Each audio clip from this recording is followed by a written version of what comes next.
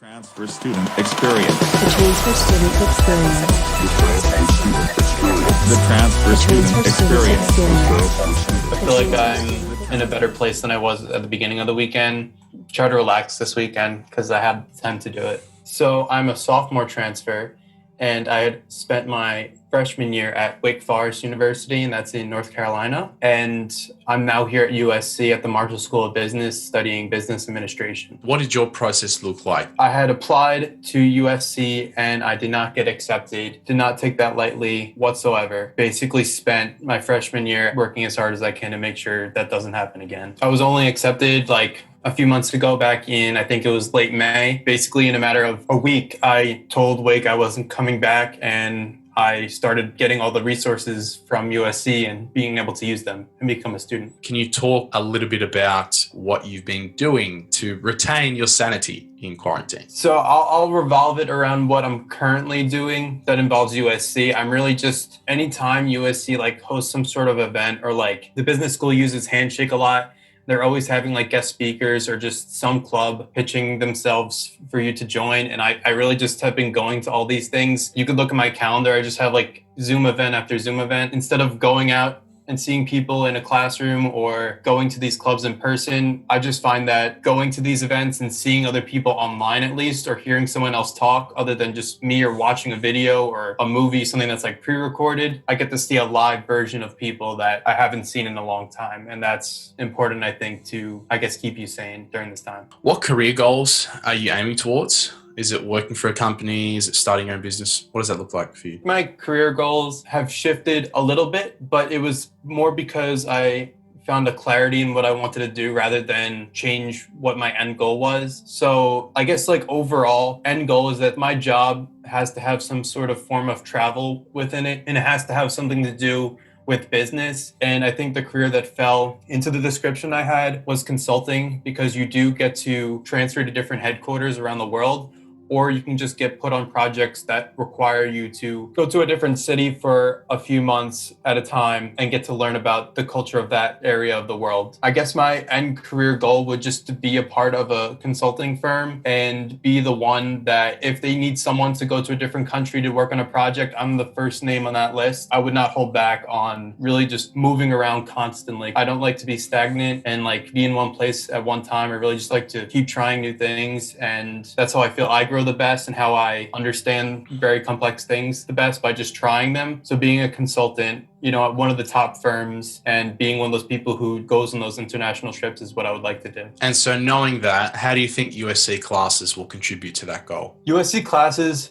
are great to build the foundation of the knowledge you need to know. So I know some seniors are taking like a management consulting class, which I believe would really tell you all about the industry and all you need to know. But what USC offers that I really haven't found anywhere else is like their professional clubs are the real deal. And like you get these exposure to these industries like super early on. You legitimately like potentially out of high school in your first year at USC, you could already be doing what your future career is going to ask of you when you're only like 18 years old, which is incredible to think about. USC provides, I guess, that foundational basis of the education portion, where in your business classes, you're going to be learning everything you're going to need to be a great consultant. But these clubs are what's going to make you stand out from the rest of the pack when you're actually applying. What was your biggest challenge as a transfer? I feel like my challenge may be a little different from some other students who are coming from like community colleges. Wake Forest is like an incredible academic university. I feel like I'm doing actually a little less work at USC. Their brand is just to like outwork you and like really just make you nonstop, no social interactions with anyone. So I really felt that my challenge here was, now that I have that little extra time from not doing work, how to just actually have fun and enjoy myself here. Because last year I spent a lot of my time doing my work and not having some of those fun social interactions. So that was just my fault, but also the university itself, like with all its pressure, did not combine to a fun social environment where I wanted to put myself out there. Here, I do feel like I have some of that time, but figuring out now how to like change how my daily routine goes. Like instead of just working 24/7, like you could actually like save an hour or two to hang out with some friends. And that's something I haven't figured out quite yet. But I hope by the end of the semester, have a solid friend group that I could enjoy like the weekends with. What's one thing that you miss from your old college? It's really weird because I knew the potential for like a fun best college experience is definitely higher here at USC, but like currently I'm not having as much fun as I did last year because it was just in person. I was missing all those like key elements that make the college experience. So once we ramp up back into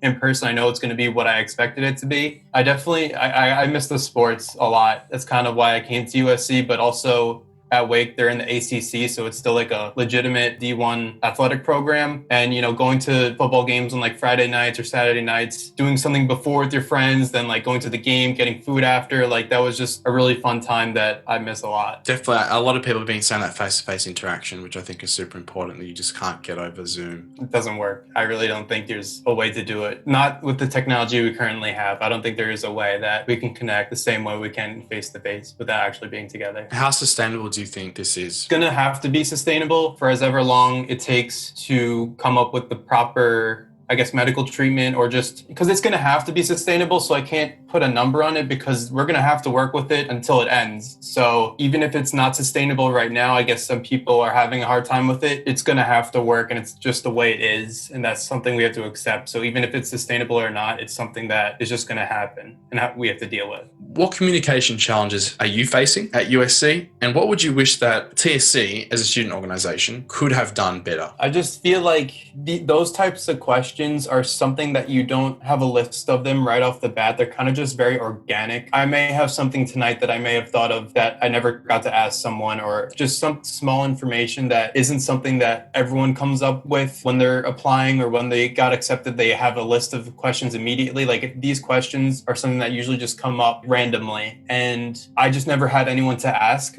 those questions. And sometimes like waiting on an email from administration for like a couple of days may have not been ideal, or I would have had to figure it out myself. So just having an individual or group of people that like can give you a very quick response on simple questions instead of writing, because sometimes you can't just email Marshall like one simple question. I don't want to feel like I'm wasting their time with a very simple question that they can answer right away. So just having someone who is actually there to answer those simple questions would have been ideal. And in terms of the student organization side of it, what would you wish the student organization could do better? I guess be more upfront of who to ask and when. I don't have any emails in mind, or I don't have any people in mind that I could have went to ask these questions. Being very upfront about who you can contact and what you can ask them. Just to make it more clear that yes, this person is knowledgeable in XYZ area, you can ask them this. This other person is knowledgeable in ABC, you can ask them this. Mm-hmm. And so what did you feel made you stand out in the transfer applications? What's a point about yourself that you drove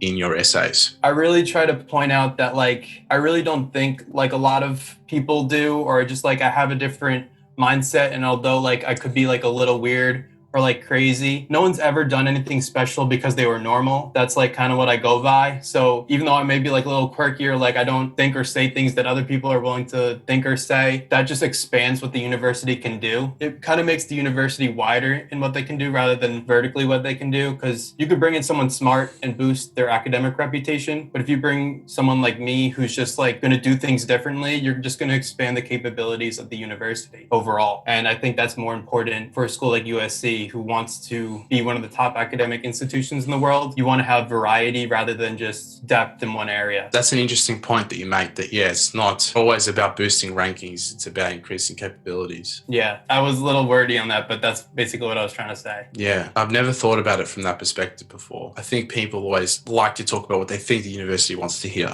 as opposed to who you are as a person and just sharing your uniqueness. Yeah, I definitely wanted to be as genuine as possible, because people always tell you like the university wants to hear about you. So I never wrote about what other people would write about or what they were expecting. I really just wanted to be able to show them that I'm bringing something different to the table than everyone else. And if you don't accept me, then that's your loss, because you just lost the opportunity to make yourself a more versatile university. And yeah, just being genuine in the process is the best way to make yourself stand out. What lessons from this experience do you think you'll be able to take with you into the future? Definitely pushing through challenges. There's like an obstacle like in front of you. Say it's like a wall and you could push the wall. You could push it for 100 yards and you still don't get anywhere, and you're like, this wall is never gonna move out of the way. But if you just keep pushing, at some point, I can't tell you how long it will take, but at some point, as far down as you can make it, that wall is gonna fall and you're gonna be able to push through that. And with that, with any challenge or any like rejection you get, if you keep pushing, that wall is gonna break at some point, and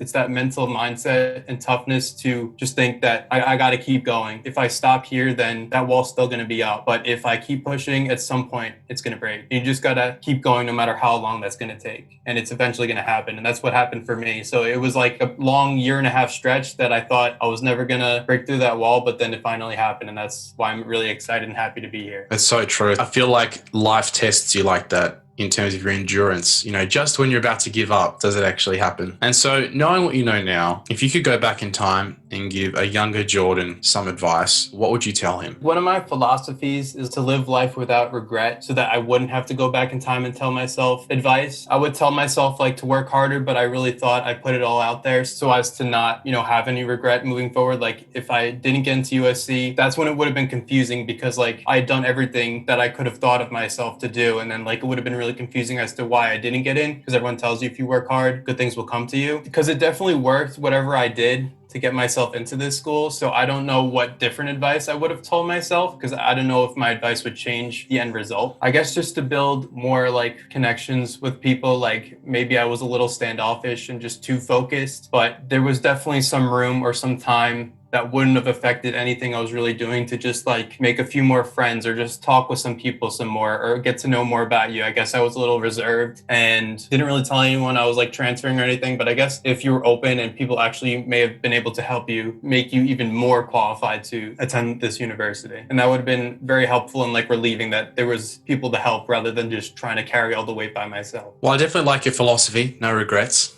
That's a good one to have. You just got to put yourself out there. Like half the battle is just like showing up. If you want a job, if you show up to one of the recruiter events, that's half the battle. And you already are halfway there to getting to that future job you want. Or if you want to be in a club, the first 50% of getting there is just showing up to the information session and like just dropping your name. That's a whole big point on like networking and stuff. At least just introduce yourself. That's like half the battle. Or just getting your name out there is a huge point for anything here at USC or beyond. Like just showing up is probably half the battle. And then the ball starts rolling to make that 50% easier once you introduce yourself, because all that information will actually be accessible to you. So if I never introduced myself to you, I would have no idea how to write an essay about ELP. But because I just showed up, I knew exactly what I was getting myself into. And that other 50% of applying was like 10 times easier just by showing up. I have this philosophy. It's like all you need is one, because you can multiply one. You can't multiply zero. But getting from 0 to 1, that's the paradigm shift, which is exactly what you're talking about. I would almost argue it's 80% showing up. I just put a number on it. It could be higher or lower. It's just definitely majority or a huge point. I mean, the rest, like you said, is just carrying forward momentum. But to get that big train moving, it takes a lot of effort. But once it's moving, you've got the inertia, you've got the momentum, you just got to keep it going. For sure. Thank you for chatting with me today. Thank you as well for letting me. Transfer student experience. The transfer student The transfer experience. student experience.